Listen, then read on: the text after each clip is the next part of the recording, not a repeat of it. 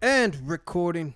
So I was going to do some Dream Theater tonight, but then I remembered I've had a couple of requests to do Petrucci by himself, Temple of Circadia. And from what I understand, and I have it queued up here, this is his first solo album in 15 years, and he's got Mike Portney playing drums for him. So this is kind of like Dream Theater, but skewed to Petrucci, John Petrucci. So it's a 7-minute song. And I love Dream Theater. I just haven't heard any of Petrucci's stuff by himself. So if this is newer, I'm actually curious how that's going to sound in comparison to the Dream Theater stuff I've been hearing. So, without any ado, I'm just going to get right into it.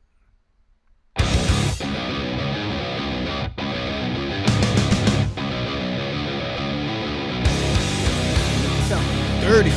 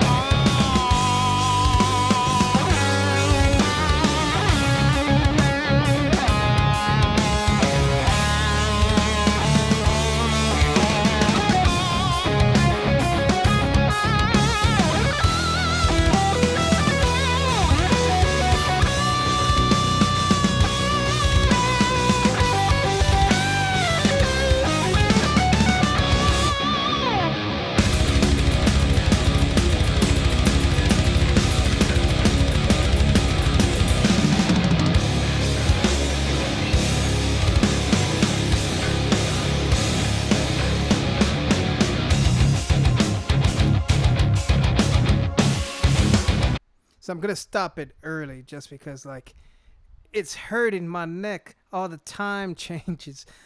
Like I keep falling into the groove, and I should have expected this to have as much sort of range and dynamics as like a regular Dream Theater song would be or would have.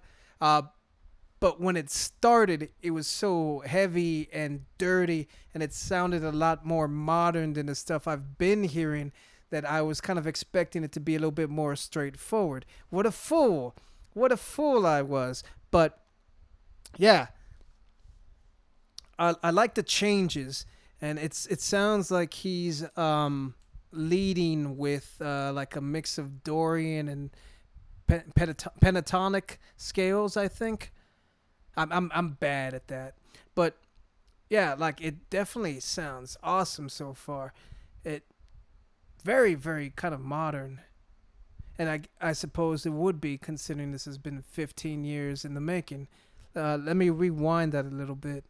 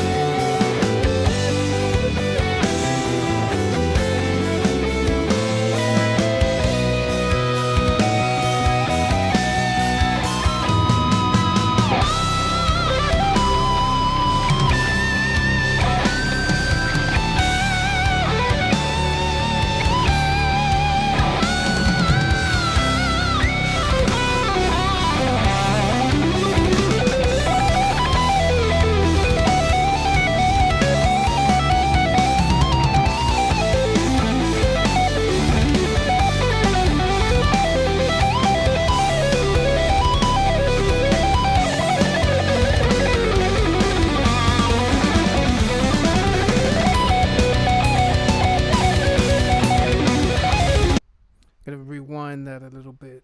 I gotta take that in. Right before he started getting crazy, um, there was a nice little section there with the acoustic guitar, the two electric guitars, and then the bass. So you had that sort of acoustic guitar doing like a pretty basic, standard kind of pattern, and then you had the two electric guitars like an octave apart, and then you had the bass doing a slightly different variation of that, but the undertone. So it was a nice kind of like layered, like really, really layered, beautiful sounding, almost classical piece. And then he just started going into that kind of like, I want to call it like Vivaldi meets Steve vibe, but Petrucci's been around just as long as them. So that feels like an insult, but it's not meant to be. Like I'm trying to qualify and quantify what it is he's doing because it sounds so good, and I only have his the limited number of Dream Theater songs that I've heard to compare this to. Like I said, this is really a lot more modern and a little bit heavier and a little more concentrated than what I've heard previously. So let me back that up a little bit and go.